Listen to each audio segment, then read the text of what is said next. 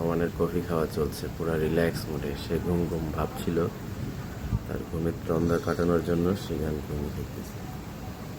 সেই জন্য সে এখন কফি নিয়ে বসছে।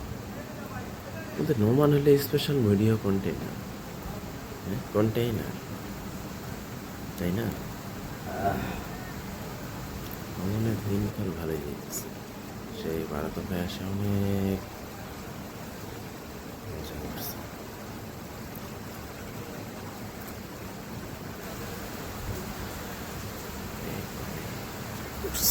আমি